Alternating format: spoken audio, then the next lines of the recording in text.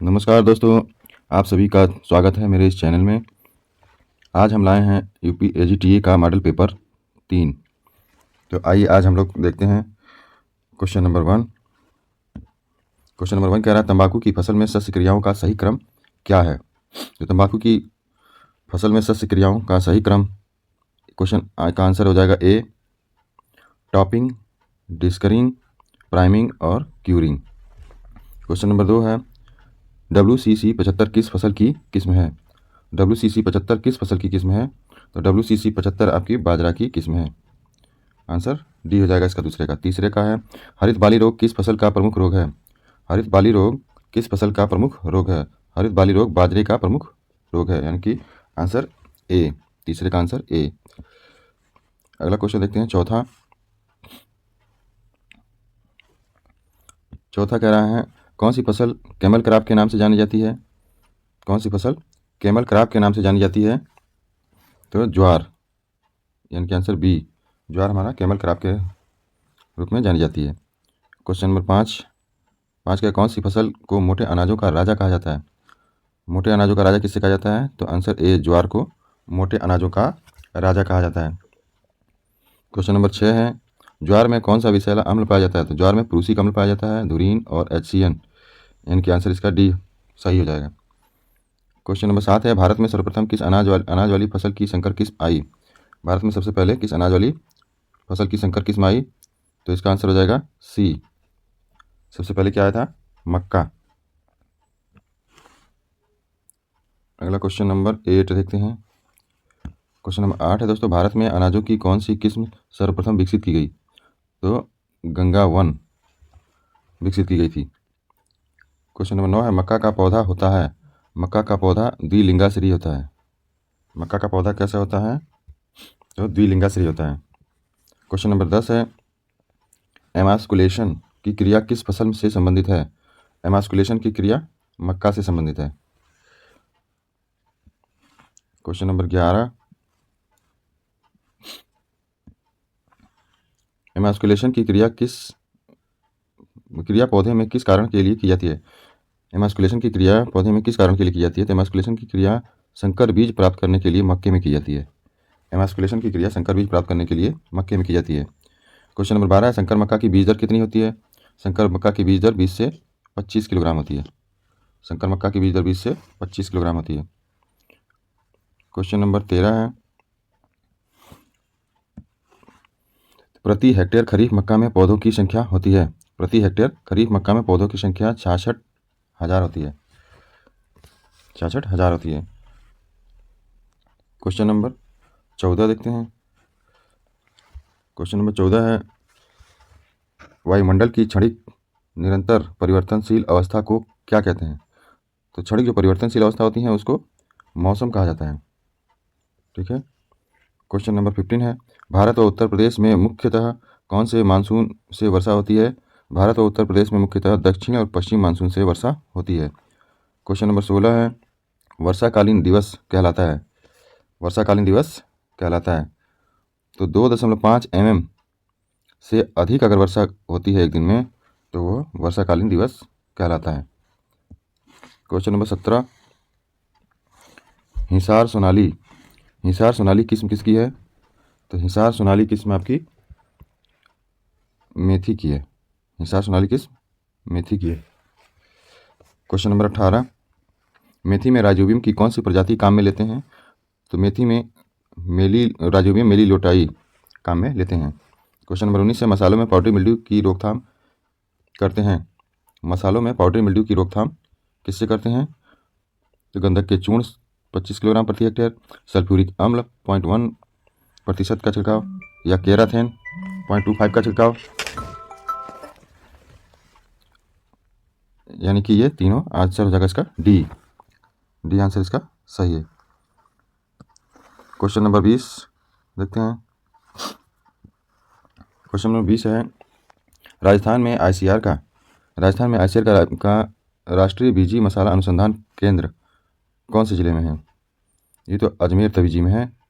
Answer इसका D सही हो जाएगा। अजमेर तवीजी राजस्थान में राष्ट्रीय बीजी मसाला अनुसंधान केंद्र है।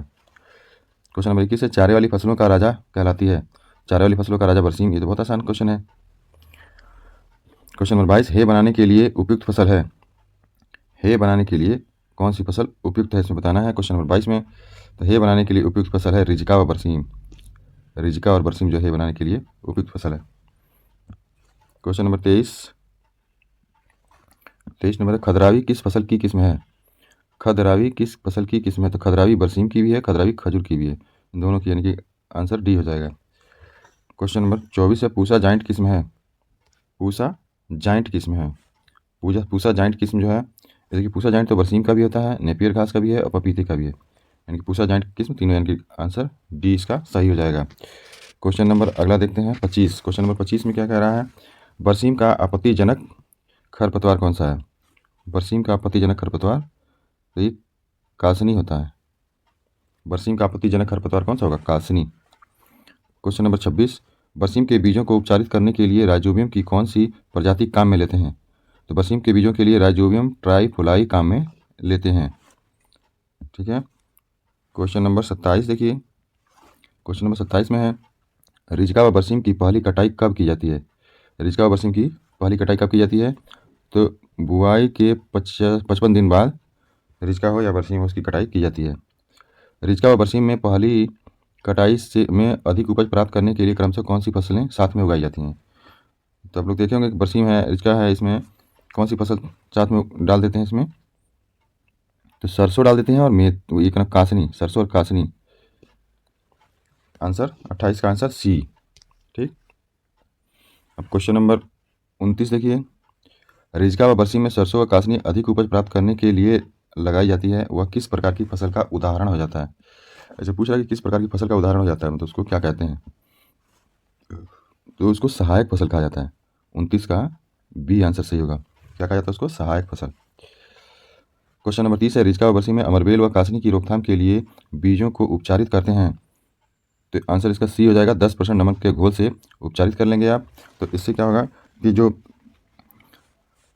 अमरबेल और कासनी के जो बीज होंगे वो ऊपर आ जाएंगे, पानी के ऊपर आ जाएंगे, और आप उसको आसानी से छानकर अलग कर सकते हैं।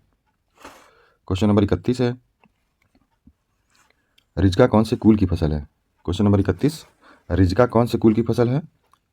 तो रिजका देखिए आपका लेग्यूमिनेसी या पोएसी दोनों एक ही है, ये तो आंसर इसका हो जाएगा डी। रिजका लेग्यूमिनेसी या फेबेसी कुल की फसल है। क्वेश्चन नंबर 32 है, रिजके की फसल है। 32 में कह रहा है रिजके की फसल है, क्या है रिजके की फसल। तो रिजके की फसल आपका एक वर्षीय भी है और रिजके की फसल बहुवर्षीय भी है, इसमें भी आंसर डी हो जाएगा। क्वेश्चन नंबर 33 है, पशुओं का आफरा यानी कि ब्लोट रोग जो होता है वो कैसे होता है, कह रहा है। तो हम लोग क्या करते हैं पशुओं को कि बरसीम है या रिजका है, जो हरा चारा जो ज़्यादा खिला दिया जाता है तो उससे पशुओं को अफारा रोग होना चालू हो जाता है। क्वेश्चन नंबर 34, क्वेश्चन नंबर 34 में है, सिरसा 8 किस्म है। सिरसा 8 किसकी किस्म है। तो सिरसा 8 रिजका की किस्म है। रैम्बलर किस्म, रैम्बलर भी, ये भी रिजका की किस्म है। सिरसा 8 और रैम्बलर रिजका की किस्म है। क्वेश्चन नंबर 36 देखते हैं, रिजका प्रति हेक्टेयर रिजका की बीज दर कितनी लगती है। प्रति हेक्टेयर रिजका की बीज दर कितनी लगती है। तो प्रति हेक्टेयर रिजका की बीज दर 20 से 25 किलोग्राम लगती है। क्वेश्चन नंबर 37 देखिए। क्वेश्चन नंबर 37 है, 37 में कह रहा है, रिजके की फसल में बीजों को राइजोबियम की किस प्रजाति से उपचारित करते हैं। तो रिजके की फसल में बीजों को राइजोबियम मेलिलोटाई से उपचारित करते हैं। क्वेश्चन नंबर 38 देखिए। क्वेश्चन नंबर 38 में है, कैंट किसकी किस्म है। कैंट किसकी किस्म है। कैंट सोयाबीन की भी होती है, कैंट बरसीम की भी होती है, कैंट जई की भी, यानी कि आंसर डी सही है। 39 का आंसर डी सही है। क्वेश्चन नंबर 40 देखिए, हे एवं साइलेज दोनों के लिए उपयुक्त फसल है। हे और साइलेज दोनों के लिए उपयुक्त फसल कौन सी हो जाएगी, जई। जई जो है हे के लिए भी उपयुक्त है और साइलेज के लिए भी उपयुक्त है। क्वेश्चन नंबर 41 है, जई की किस्म है। जई की किस्म है। जई की किस्म क्या है, देखिए कोचमैन, कैंट और अल्जेरियन, ये सभी जो है जई की किस्में हैं। कोचमैन, कैंट और अल्जेरियन जई की किस्में हैं। क्वेश्चन नंबर 42 है, कौन सी फसल अल्फा अल्फा के नाम से जानी जाती है? तो इसमें सोचने वाली बात नहीं है, रिजिका जो है अल्फा अल्फा के लिए जानी जाती है। रिजिका फसल को अल्फा अल्फा के नाम से भी जाना जाता है। ठीक। क्वेश्चन नंबर 43 है, भूमि की उर्वरा शक्ति बढ़ाने के लिए गर्मियों में भेड़ व बकरियों को खेतों में रखते हैं। कहाँ पे? राजस्थान में। राजस्थान में भूमि की उर्वरा शक्ति को बढ़ाने के लिए भेड़ बकरियों को राजस्थान में खेतों में रखते हैं। क्वेश्चन नंबर 44 दिया है, साधारणतः गाय भैंस के शरीर का तापमान कितना होता है? साधारणतः गाय भैंस के शरीर का तापमान 38.5 डिग्री सेल्सियस होता है। क्वेश्चन नंबर 45 देखते हैं, भैंस की नस्ल में जो मिनी एलिफेंट के नाम से जानी जाती है, कौन सी भैंस है? तो जाफराबादी भैंस। जाफराबादी भैंस को मिनी एलिफेंट के नाम से भी जाना जाता है। 46 है, पशुपालन में सामान्यतः पोटेशियम हाइड्रोक्साइड यानी KOH किस काम आता है? तो KOH जो होता है पोटेशियम हाइड्रोक्साइड, वो आपके सींग रोधन के काम आता है। पशुओं में सींग रोधन के काम आता है। ठीक है। क्वेश्चन नंबर 47 देखते हैं। क्वेश्चन नंबर 47 कह रहा है कि गाय के दूध में बुखार यानी कि मिल्क फीवर रोग किस कारण होता है? तो मिल्क फीवर रोग जो होता है कैल्शियम की कमी के कारण होता है। किसके कारण होता है? कैल्शियम की कमी के कारण। क्वेश्चन नंबर 48 देखिए, जिस दूध में बसा नहीं हो वह क्या कहलाता है? क्वेश्चन नंबर 48 कह रहा है, जिस दूध में बसा ना हो वह क्या कहलाता है? तो स्किम्ड मिल्क कहलाता है। क्या कहलाता है? Skimmed milk. क्वेश्चन नंबर 49 है, वैज्ञानिक विधि से दही जमाने के लिए गर्मियों में जामन यानी कि स्टार्टर की जो मात्रा होती है वो कितनी रखी जाती है? तो इसका आंसर हो जाएगा ए, यानी कि 1% रखी जाती है। कितनी रखी जाती है? 1% रखी जाती है। अगला क्वेश्चन नंबर है 50। क्वेश्चन नंबर 50 है, दूध में पाया जाने वाला डाइसेकेराइड है। क्वेश्चन नंबर 50 क्या कह रहा है? दूध में पाया जाने वाला डाइसेकेराइड है। दूध में पाया जाने वाला डाइसेकेराइड को क्या कहते हैं? तो लैक्टोज कहते हैं। इसका आंसर क्या हो जाएगा? बी, लैक्टोज कहते हैं। क्वेश्चन नंबर 51 है, मुर्गियों में सर्वोत्तम मांस उत्पादन वाली नस्ल कौन सी है? तो कार्निस। इसका आंसर बी हो जाएगा।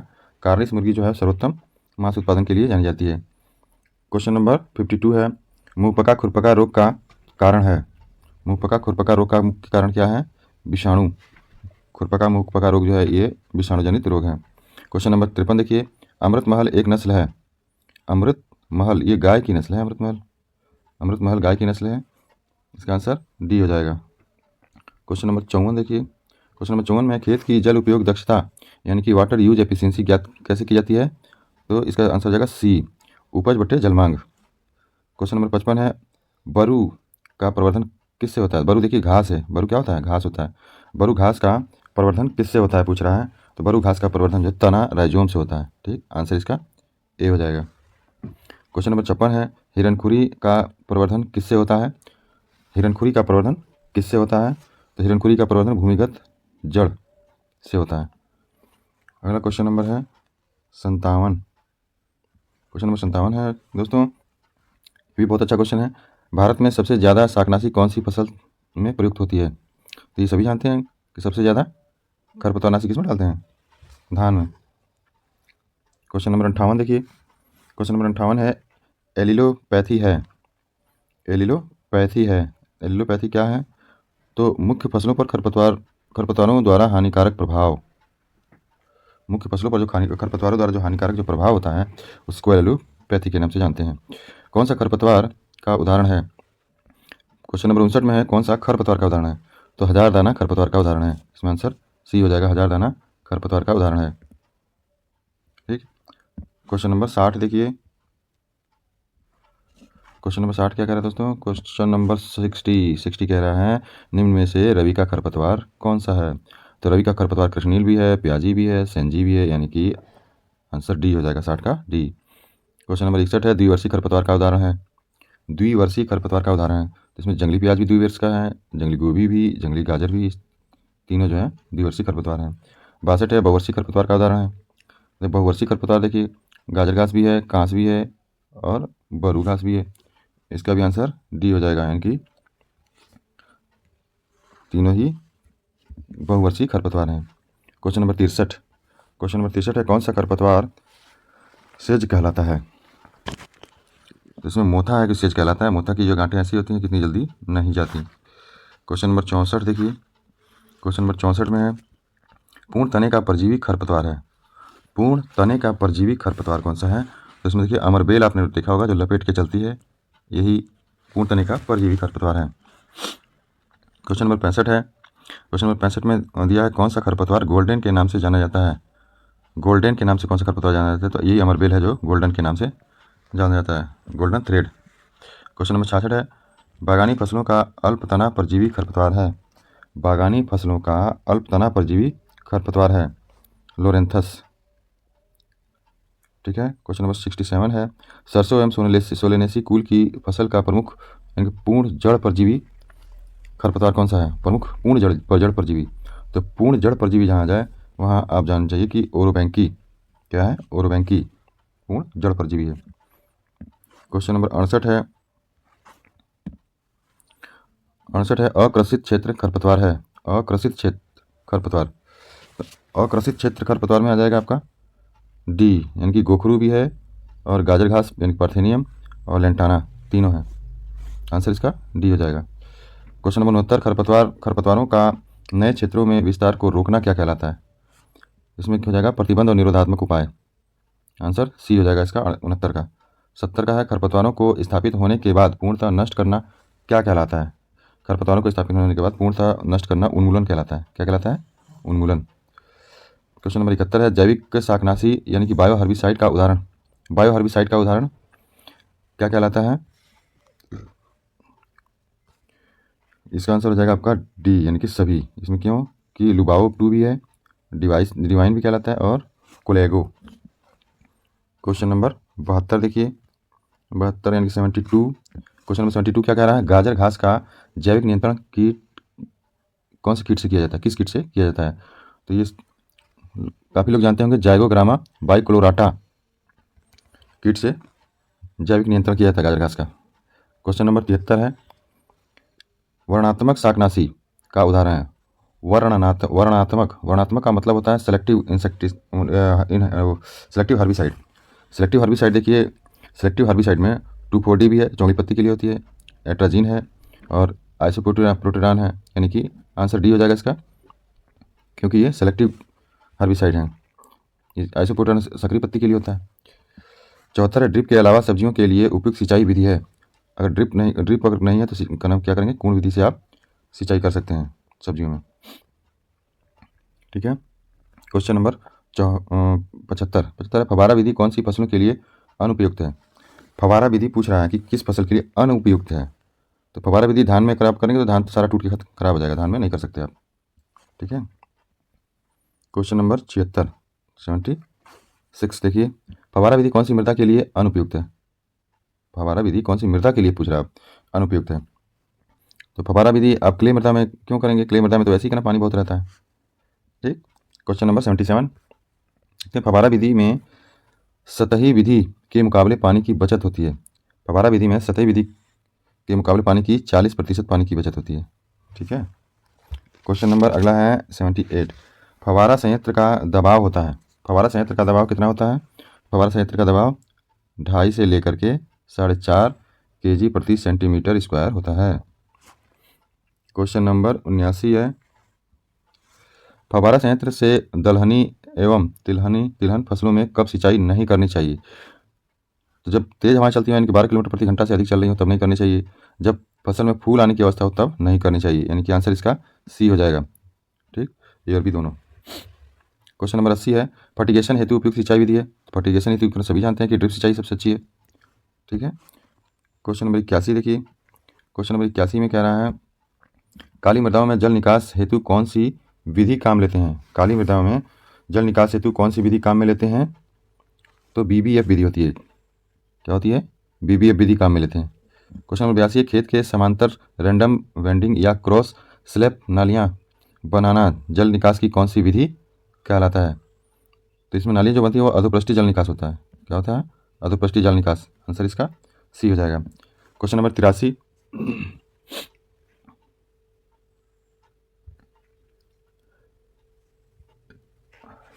नहीं सॉरी ये आंसर आपका गलत है इसका। क्वेश्चन नंबर 82 का, क्वेश्चन नंबर 82 का जब जैसे नालियाँ जब बन जाती है तो नालियाँ जो बनाएंगे वो स्थायी नाली बना देंगे। उसमें क्या करेंगे? स्थायी नाली बना देंगे। खेत के समांतर रैंडम व वेंडिंग क्रॉस स्लैब नालियाँ जो है वो स्थायी नाली बनाएंगे इसमें। तो स्थायी नाली बन जाती है जो रैंडमली बनाते हैं समांतर खेत के नीचे। क्वेश्चन नंबर 83 है मोल ढाल प्रयोग छिद्रयुक्त पाइप, टाइल, ईंट, नालियाँ बनाना जल निकास की कौन सी विधि है? 83 का है। जल निकास की कौन सी विधि है इसमें? तो इसमें अधोपृष्ठीय जल निकास है। क्या? अधोपृष्ठीय जल निकास। क्वेश्चन नंबर 83 का सी। अगला क्वेश्चन नंबर 84 देखते हैं। क्वेश्चन नंबर 84 क्या कह रहा है? सेम समस्या मुख्यतः राज्य की कौन सी नहर से संबंधित है? सेम समस्या, तो सेम समस्या जो आपकी है वो IGNP से संबंधित है। किससे? क्वेश्चन नंबर ए, IGNP से संबंधित है। आंसर ये हो जाएगा इसका 84 का आंसर ए। और 85 का सेम समस्या का निदान है। 85 में कह रहा है सेम समस्या का निदान है, तो 85 में सेम समस्या का निदान डी हो जाएगा आंसर, यानी कि पक्की नहर का निर्माण करा दीजिए, हाँ, या जिप्सम का प्रयोग कीजिए उसमें, या सफ़ेद बायो ड्रेनेज की पंक्तियाँ लगाना। ठीक। क्वेश्चन नंबर 86 का क्या है? सिंचाई में पानी का भूमि की सतह से सीधा प्रवेश करना कहलाता है। सीधा अगर सतह पे अगर पानी अगर प्रवेश कराते हैं खेत में तो अंतः स्पंदन कहलाता है। क्वेश्चन नंबर 87 है। जलधारा मापने का यंत्र है। जलधारा मापने का यंत्र है। 87 में कह रहा है कि जलधारा मापने का यंत्र है। जलधारा मापने का तीनों यंत्र है, यानी कि पार्सल प्लूम भी है, वियर भी है और आइडिफाइसेंस भी है। इसका आंसर डी हो जाएगा 87 का डी। 88 का प्रतिदिन के हिसाब से सर्वाधिक जल मांग कौन सी फसल की होती है? प्रतिदिन के हिसाब से सर्वाधिक जल मांग कहेंगे तो उसमें धान आ जाएगा, और अगर पूरे फसल की कहेंगे तो उसमें गन्ना आ जाएगा। ठीक है। क्वेश्चन नंबर 89 है। निम्न में से कौन सी फसल की जल मांग उपयोग दक्षता है, यानी कि वाटर यूज एफिशिएंसी सर्वाधिक होती है? इसमें गेहूं की वाटर यूज एफिशिएंसी सर्वाधिक होती है। क्वेश्चन नंबर 90 है। क्वेश्चन नंबर 90 में है सर्वाधिक बीजों की संख्या किस खरपतवार के पौधों में पाई जाती है?